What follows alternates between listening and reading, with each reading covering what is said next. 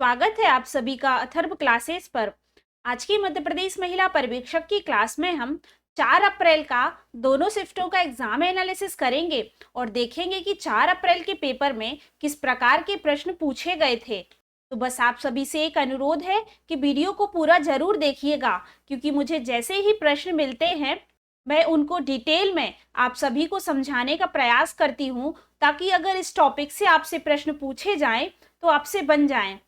और अगर आपने इससे पहले की एग्जाम एनालिसिस नहीं देखे हैं तो चैनल पर जाकर जरूर देखिएगा, क्योंकि हर एक एग्जाम एनालिसिस बहुत ही महत्वपूर्ण है आपके आने वाले एग्जाम के लिए। तो आइए समय व्यर्थ न करते हुए क्लास शुरू करते हैं। तो सबसे पहले हम पोषण एवं स्वास्थ्य के अंतर्गत देखेंगे कि किस प्रकार के प्रश्न पूछे गए थे। तो सबसे पहला विटामिन सी का सामान्य स्रोत क्या है, काफी इजी क्वेश्चन पूछा गया था। तो विटामिन सी का जो सामान्य स्रोत है, जो कि ऑप्शन के अकॉर्डिंग संतरा था, लेकिन इसके सभी सामान्य स्रोतों में खट्टे फल हैं, खास करके नींबू। मैंने सभी विटामिन को काफी अच्छे से आपको समझाया है और एक रिवीजन वीडियो भी बनाई थी, जिसमें मैंने आपको डिटेल में सभी विटामिनों को समझाया, साथ ही ट्रिक के माध्यम से उनके रासायनिक नाम, उनसे संबंधित होने वाले, उनकी कमी से होने वाले रोग, उनके स्रोत सभी को डिटेल में समझाया है। तो वह वीडियो आप जरूर देखिएगा। इसके बाद जो प्रश्न पूछा गया था वह है डायरिया होने पर क्या समस्या होती है।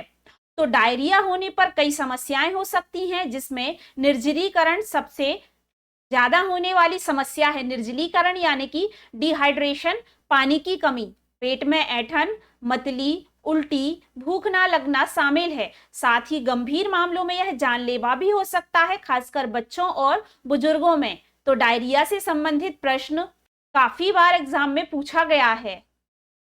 अगला प्रश्न पूछा गया था कि एनीमिया की समस्या से बचने के लिए क्या आहार लेना चाहिए। तो एनीमिया से बचने के लिए आहार में आयरन, फॉलिक एसिड और विटामिन बी12 से भरपूर खाद्य पदार्थों को शामिल करना चाहिए। जो आप सभी को पता है कि आयरन की कमी, फॉलिक एसिड की कमी और विटामिन बी12 की कमी से एनीमिया रोग होता है। तो इन सभी को आपके भोज्य पदार्थों में शामिल होना बहुत जरूरी है। अगला प्रश्न पूछा गया था कि लार में कौन सा एंजाइम पाया जाता है। तो लार में टायलिन और अल्फा एमाइलेज नामक 2 एंजाइम पाए जाते हैं। अगर हम टायलिन की बात करें तो यह एंजाइम स्टार्च को शर्करा में तोड़ता है। साथ ही याद रखिएगा कि यह लार में पाया जाने वाला एक पाचक एंजाइम है, जो कि क्या करता है, भोजन का पाचन मुख से ही आरंभ कर देता है, टायलिन नामक एंजाइम। और जो दूसरा है अल्फा एमाइलेज, यह क्या करता है, सरल माल्टोज में बदल देता है स्टार्च को। और साथ ही याद रखिएगा एक इंपॉर्टेंट पॉइंट कि यह मुख्य रूप से पैरोटिक ग्रंथि में पाया जाता है। तो अगर आपने पाचन तंत्र की वीडियो यानी कि डाइजेस्टिव सिस्टम की वीडियो मैंने जो कि अलग से पाचन तंत्र नाम से वीडियो बनाई है, वह नहीं देखी है तो जरूर देखिएगा, क्योंकि आपसे 1 से 2 प्रश्न हर एग्जाम में आपको उस वीडियो से देखने को मिलेंगे। और पाचन तंत्र को मैंने काफी अच्छे से डिटेल में पढ़ाया है आपको। अगला प्रश्न जो पूछा गया था, गंभीर टिटनेस से दिमाग का कौन सा भाग सबसे महत्वपूर्ण, सबसे अधिक प्रभावित होता है।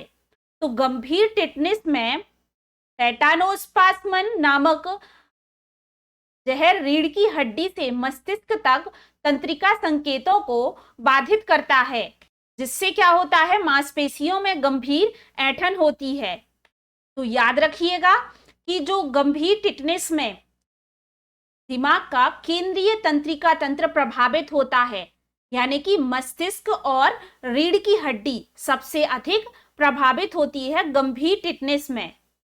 इसके बाद अगला प्रश्न जो पूछा गया था, बीसीजी का टीका किस तरह की टीबी से सुरक्षा प्रदान करता है। तो आप सभी जानते हैं यह काफी बार एग्जाम में पूछा गया प्रश्न है बीसीजी का टीका, और इसको हमने कई बार पढ़ा है कि बीसीजी का टीका जो क्षय रोग टीबी के खिलाफ एक टीका है, विशेष रूप से बच्चों में गंभीर टीबी के रूप में, जैसे टीबी जिसे कि मेनिंजाइटिस कहा जाता है, से सुरक्षा प्रदान करता है, लेकिन यह टीबी से पूरी तरह से नहीं बचाता हमें। यह भी याद रखिए कि यह हमें क्या करता है, बचाव करता है उससे, लेकिन यह पूरी तरह से नहीं बचाता उससे। यह केवल हमें उससे सुरक्षा प्रदान करता है। अगला प्रश्न पूछा गया था, डिप्थीरिया बीमारी के लक्षण बताइए। तो डिप्थीरिया के बारे में हमने कई बार बहुत अच्छे से डिटेल में पढ़ा है, और आप सभी ने अगर इससे पहले की एग्जाम एनालिसिस की वीडियो देखी होंगी तो आप सभी को पता होगा कि डिप्थीरिया बीमारी से संबंधित प्रश्न कई बार पूछा गया है। और जितने भी प्रश्न मुझे मिल पाते हैं इनको आप काफी अच्छे से पढ़िएगा, क्योंकि इन्हीं से संबंधित प्रश्न बार बार रिपीट हो रहे हैं। तो हम इसके लक्षण को देखेंगे तो पूरे शरीर में अच्छा महसूस ना करना, ठंड लगना, थकान या बुखार, सांस संबंधी तंत्र की बात करें तो सांस फूलना या सांस लेने में दिक्कत होना, चकत्ते या छाले पड़ना त्वचा पर, आवाज फटना और बोलते समय आवाज सही से ना निकलना, साथ ही गला दर्द या निगलने में परेशानी होना। तो यह भी होना आम बात है कि खांसी होना, बहती नाक, मांसपेशियों की कमजोरी, सूजन। तो ये सभी डिप्थीरिया बीमारी के लक्षण थे जिनसे हमें पता चलता है कि व्यक्ति को डिप्थीरिया बीमारी है। इसके बाद जो अगला प्रश्न पूछा गया था, कुपोषण का पता कैसे चलता है। तो कुपोषण का पता लगाने के लिए डॉक्टर आमतौर पर शारीरिक जांच करते हैं, वजन और ऊंचाई मापते हैं, साथ ही बीएमआई की गणना करते हैं। इसके अलावा रक्त परीक्षण और अन्य जांचें भी की जा सकती हैं। तो इस प्रकार से कुपोषण का पता लगाया जा सकता है। अगला प्रश्न पूछा गया था, सिस्टिक फाइब्रोसिस के लिए कौन सा परीक्षण किया जाता है। तो सिस्टिक फाइब्रोसिस के निदान के लिए मुख्य रूप से पसीना परीक्षण, पेट टेस्ट और आनुवांशिक परीक्षण, जेनेटिक टेस्टिंग की जाती है। तो ये दोनों ही टेस्टों से सिस्टिक फाइब्रोसिस के पता लगाया जा सकता है, इस बीमारी का, इन दोनों परीक्षणों के माध्यम से। इसके बाद हम सामान्य ज्ञान में देखेंगे कि किस प्रकार के प्रश्न पूछे गए थे। तो सबसे पहला, गोद लेने वाले माता पिता की उम्र कम से कम कितने वर्ष होनी चाहिए। तो भारत में बच्चा गोद लेने के लिए गोद लेने वाले माता पिता और बच्चे के बीच कम से कम 25 साल का अंतर होना चाहिए। यहाँ गोद लेने के लिए हम कुछ संबंधित बातें देख लेंगे कि न्यूनतम आयु अंतर, तो गोद लेने वाले माता पिता और बच्चे के बीच 25 सालों का अंतर होना चाहिए। साथ ही याद रखिए कि दंपत्ति की संयुक्त आयु, यानी कि गोद लेने वाले दंपत्ति की संयुक्त आयु 90 वर्ष से कम होनी चाहिए, यानी कि 90 वर्ष से अधिक नहीं होनी चाहिए। साथ ही सिंगल पेरेंटिंग की बात करें तो एकल माता पिता की आयु कम से कम 25 वर्ष होनी चाहिए। इसके साथ एक और चीज याद रखिए कि गोद लेने के लिए दंपत्ति का कम से कम 2 वर्ष का सफल वैवाहिक जीवन तथा दोनों की सहमति आवश्यक है। तो ये सभी पॉइंट गोद लेने वाले माता पिता को पता होनी चाहिए और उनके बीच में 25 सालों का अंतर होना चाहिए, यानी कि उनकी उम्र कम से कम 25 वर्ष होना जरूरी है। अगला प्रश्न जो जीके में ही पूछा गया था कि एक महिला की विधवा होने पर उसे किस अधिनियम के तहत संपत्ति का अधिकार दिया जाता है। तो एक महिला को विधवा होने पर संपत्ति का अधिकार हिंदू उत्तराधिकारी अधिनियम 1956 के तहत दिया जाता है, जिसके अनुसार विधवा को संपत्ति से पूर्ण अधिकार प्राप्त हो, ना कि केवल सम्मित अधिकार, जो कि धारा 14 के अंतर्गत बताया गया है। तो मैंने हिंदू उत्तराधिकारी अधिनियम 1956 को काफी अच्छे से डिटेल में आपको पढ़ाया है। इससे संबंधित मैंने एमसीक्यूज भी करवाए हैं, जो कि आपको चैनल की प्लेलिस्ट में मिल जाएगा। अगला प्रश्न भी आपका हिंदू उत्तराधिकारी अधिनियम से ही पूछा गया था कि 1956 के अनुसार बेटियों को क्या क्या अधिकार प्राप्त हैं। तो हिंदू उत्तराधिकारी अधिनियम 1956 के अनुसार बेटियों को अब पिता, दादा और परदादा की संपत्ति में बेटों के समान अधिकार प्राप्त हैं, जो 2005 में किए गए संशोधन के बाद सुनिश्चित हुआ है। तो इसको भी मैंने बहुत अच्छे से आपको डिटेल में पढ़ाया है, तो जिसकी आपको वीडियो चैनल की प्लेलिस्ट के माध्यम से मिल जाएगी, तो जरूर देखिएगा। अगला प्रश्न, ओपीवी वैक्सीन क्या है पूछा गया था। तो ओपीवी जिसका पूरा नाम होता है ओरल पोलियो वैक्सीन, जिसे पोलियो के खिलाफ एक महत्वपूर्ण बचाव के रूप में जाना जाता है, एक सुरक्षित और प्रभावी वैक्सीन है जो पोलियो वायरस के कमजोर यानी कि जीवित रूपों को शामिल करती है, जिसे बच्चों को बूंदों के माध्यम से दिया जाता है। अगला प्रश्न आपका मिड डे मील योजना से पूछा गया था, जो आप देखेंगे कि आपके कल के एग्जाम में भी आपसे पूछा गया था। तो अगर आपने इससे पहले की एग्जाम एनालिसिस की वीडियो देखी होगी तो आपको पता होगा मिड डे मील योजना किसके लिए शुरू की गई थी। तो मिड डे मील योजना, जिसे अब पीएम पोषण योजना के नाम से भी जाना जाता है, ये नाम आप याद रखिएगा, हो सकता है अगले एग्जाम में आपसे पूछ लिया जाए कि और इसे किस नाम से जाना जाता है। तो पीएम पोषण योजना के नाम से भी इसे जाना जाता है। सरकारी और सरकारी सहायता प्राप्त स्कूलों में बच्चों को पौष्टिक मध्याह्न भोजन उपलब्ध कराने के लिए शुरू की गई थी, ताकि बच्चों को कुपोषण से बचाया जा सके, उनकी पढ़ाई में मदद मिल सके। तो इस उद्देश्य से मिड डे मील योजना की शुरुआत की गई थी। अगला प्रश्न पूछा गया था, जीरोथैलेमिया में आंख का कौन सा भाग खराब होता है।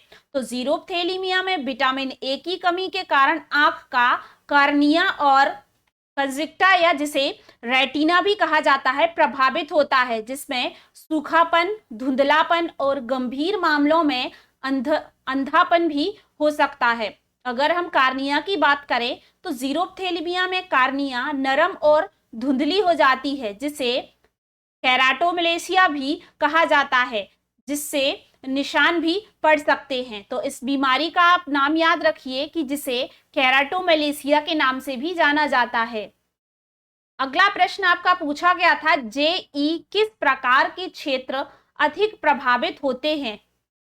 जेई का मतलब यहाँ रेगिस्तानी क्षेत्र से है, अधिक प्रभावित होते हैं क्योंकि वहां जलवायु शुष्क और गर्म होती है, जिससे जल जनित बीमारियों का खतरा बढ़ जाता है, साथ ही स्वच्छता की कमी होती है।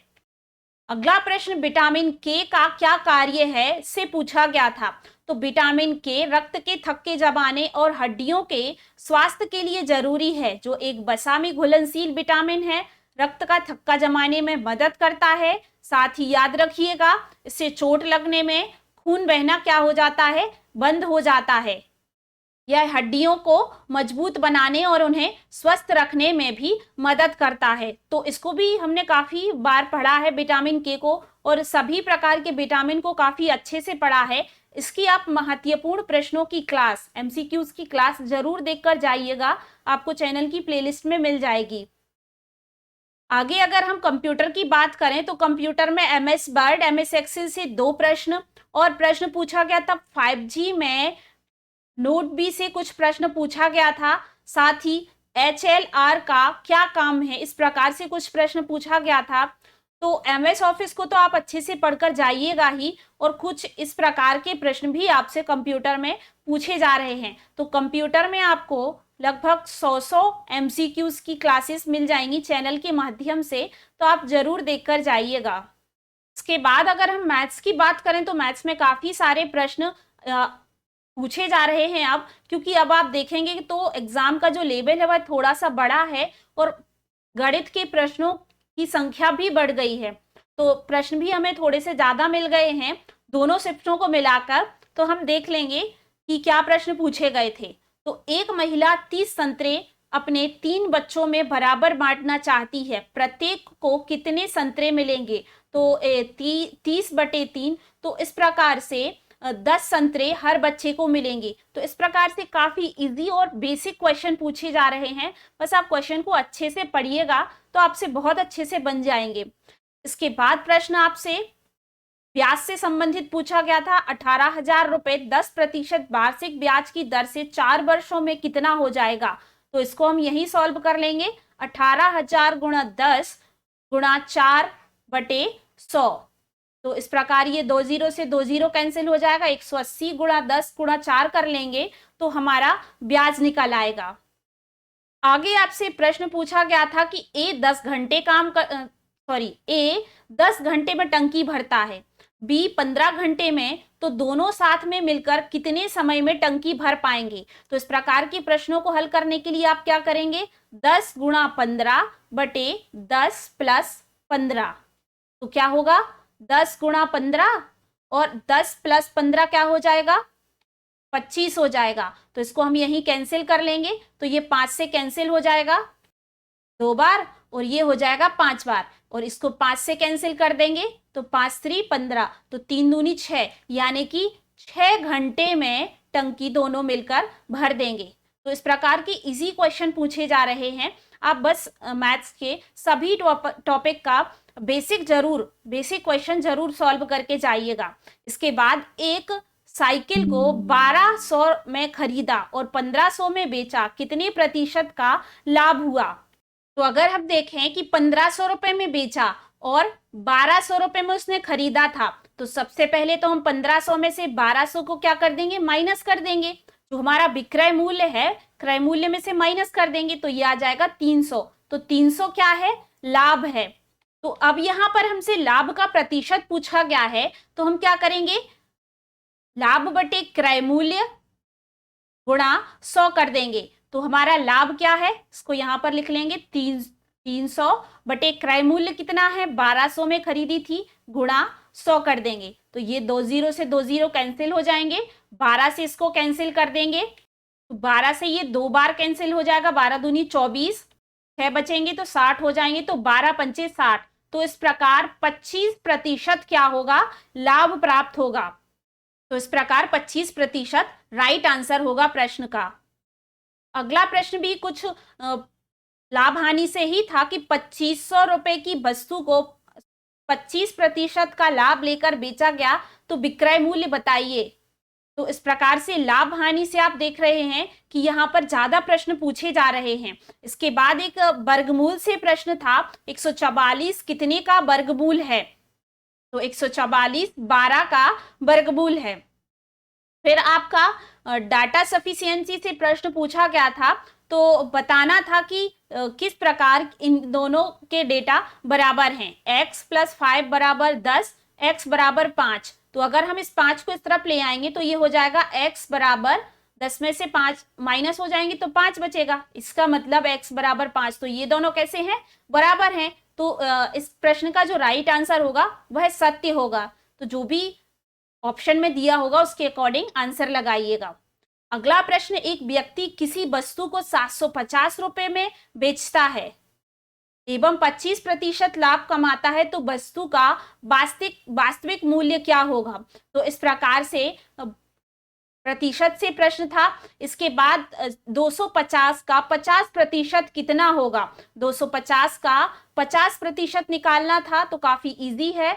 यहां से 2 0 से 2 0 कैंसिल हो जाएंगे, 25 का 5 में गुणा कर देंगे तो ये हो जाएगा 125। तो यह आंसर हो जाएगा 125, प्रश्न का राइट आंसर।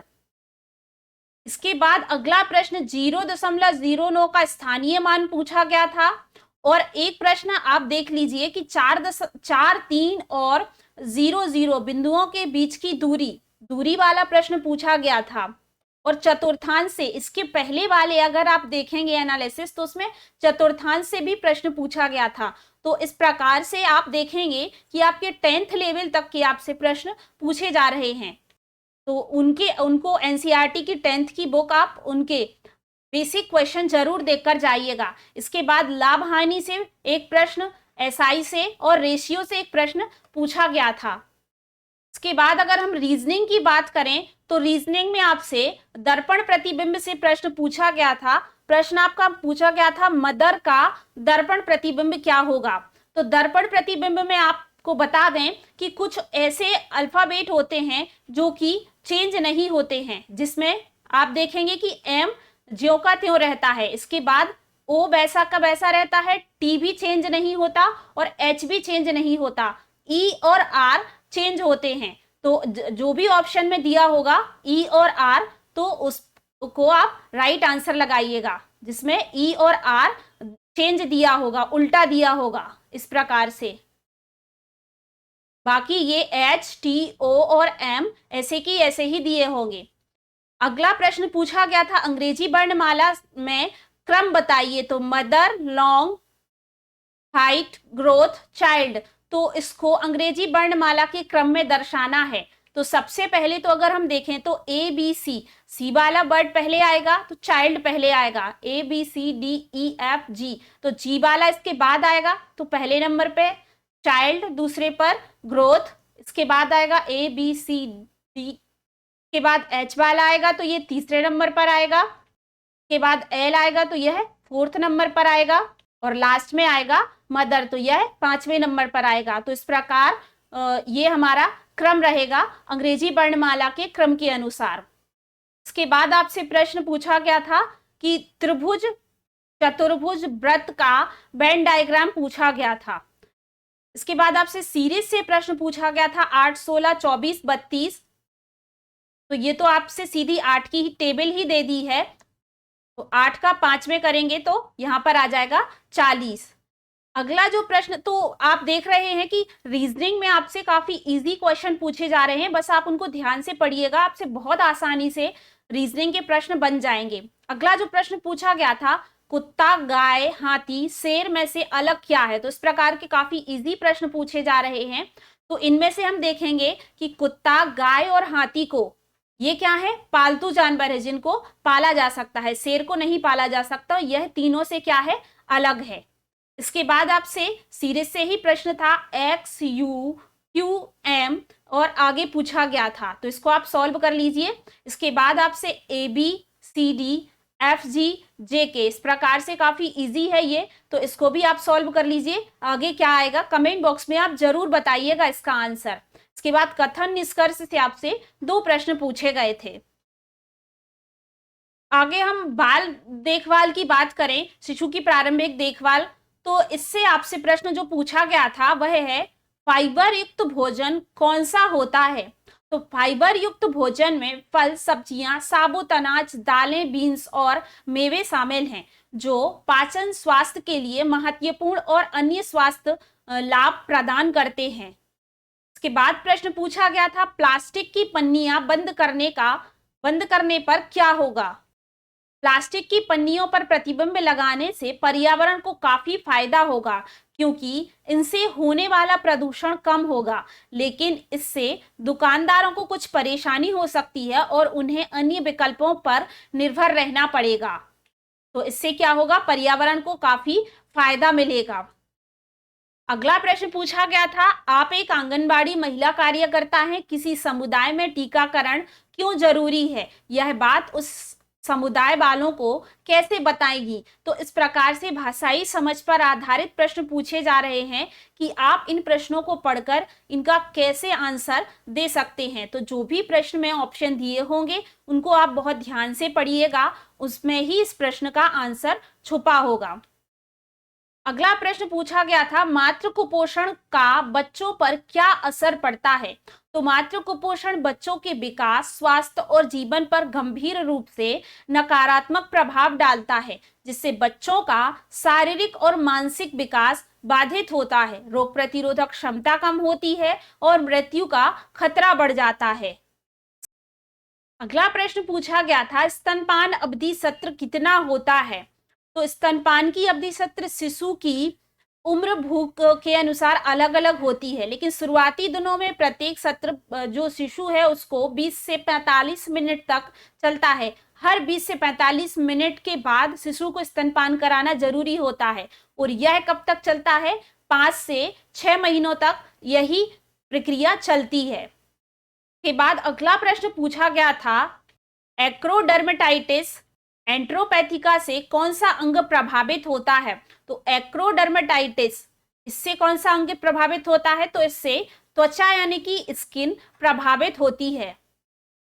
अगला प्रश्न पूछा गया था गर्भावस्था के दौरान जिंक की आवश्यकता क्यों होती है। तो गर्भावस्था के दौरान जिंक बच्चों के अंगों, कंकाल तंत्रिका और संचार प्रणालियों के विकास के लिए आवश्यक होती है। तो यह प्रश्न भी काफी बार पूछा गया है और इसको मैंने बहुत अच्छे से आपको डिटेल में समझाया है। इससे पहले कि आपने अगर एग्जाम एनालिसिस की वीडियो देखी होगी तो आपको इस प्रश्न का आंसर बहुत अच्छे से पता होगा। इसके बाद प्रबंधकीय कौशल यानी कि मैनेजमेंट को देखेंगे कि किस प्रकार के प्रश्न पूछे गए थे। तो सबसे पहला तो आपसे पैराग्राफ से हर शिफ्ट में यानी कि हर एग्जाम में 10 प्रश्न तो आपसे पूछे जा रहे हैं और आपका पैराग्राफ काफी छोटा रहता है, उसको आप काफी ध्यान से पढ़िएगा और उससे संबंधित जितने भी प्रश्न हैं आपसे बहुत अच्छे से बन जाएंगे। बस आप पैराग्राफ को ध्यान से रीड करिएगा। इसके बाद अगला प्रश्न पूछा गया था, पहली पंचवर्षीय योजना के दौरान कौन सा बांध निर्मित किया गया था। तो पंचवर्षीय योजनाओं से भी आपसे 2 से 3 प्रश्न हर शिफ्ट में पूछे जा रहे हैं। पंचवर्षीय योजनाओं को अच्छे से पढ़कर जाइएगा। मैंने बहुत अच्छे से पंचवर्षीय योजनाओं को डिटेल में पढ़ाया है, इसके महत्वपूर्ण प्रश्न भी करवाए हैं और आपको सभी पंचवर्षीय योजनाएं मैंने ट्रिक के माध्यम से याद करवाई हैं। तो अगर हम पहली पंचवर्षीय योजना की बात करें तो जो कि 1951 से याद रखिएगा 1956 तक रही और इसके दौरान कई बांधों का निर्माण हुआ, जिसमें जो महत्वपूर्ण है वह है भाखड़ा नागल बांध, हीराकुंड बांध और दामोदर घाटी परियोजना। तो ये तीनों महत्वपूर्ण हैं, इनके नाम आप याद रखिएगा। अगला प्रश्न भी आपसे पंचवर्षीय योजनाओं से ही पूछा गया था। 11वीं पंचवर्षीय योजना का मुख्य उद्देश्य क्या था। तो 11वीं पंचवर्षीय योजना 2007 से 12 तक रही और इसका मुख्य उद्देश्य था समावेशी विकास को बढ़ावा देना, लोगों के जीवन स्तर में व्यापक सुधार लाना, गरीबी, शिक्षा, स्वास्थ्य, महिला और बच्चे, बुनियादी ढांचा और पर्यावरण जैसे क्षेत्रों पर ध्यान केंद्रित करना 11वीं पंचवर्षीय योजना का मुख्य उद्देश्य था। अगला प्रश्न आपसे मैनेजमेंट में पूछा गया था, एक बच्चा अगर अपनी क्लास में बच्चों को टीम भावना के लिए प्रोत्साहित कर रहा है तो यह क्या है। तो यह क्या है, नेता का, एक अच्छे नेता का गुण है। अगर एक बच्चा अपनी क्लास में बच्चों को टीम भावना के लिए प्रोत्साहित कर रहा है तो यह क्या है, एक अच्छे नेता का गुण है। अगला प्रश्न पूछा गया था, बालिका समृद्धि योजना कब शुरू की गई। तो केंद्र सरकार ने बालिका समृद्धि योजना, जिसे कि BS-बाई के नाम से भी जाना जाता है, को 1957 में महिला एवं बाल विकास मंत्रालय के तहत शुरू किया गया था, जिसका उद्देश्य बालिकाओं को सशक्तिकरण में बढ़ावा देना था। इसके बाद अगला प्रश्न पूछा गया था, निमोकोकल वैक्सीन में बुजुर्गों को कैसे सुरक्षा मिलती है। तो यह पोषण एवं स्वास्थ्य के अंतर्गत पूछा गया प्रश्न है। निमोकोकल वैक्सीन विशेषकर बुजुर्गों के लिए स्ट्रेप्टोकोकस निमोनिया नामक जीवाणु से होने वाले संक्रमण जैसे निमोनिया और मेनिंजाइटिस से सुरक्षा प्रदान करती है, जो बुजुर्गों में गंभीर हो सकता है।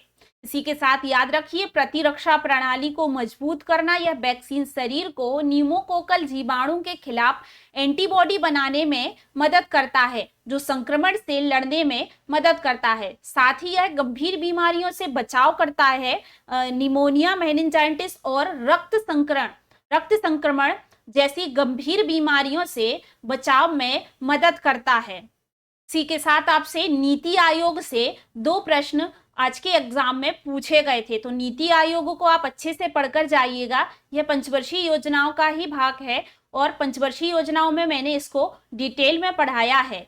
पंचवर्षीय योजनाओं की वीडियो जरूर देखिएगा। तो आज की क्लास में मुझे इतने ही प्रश्न मिल पाए हैं।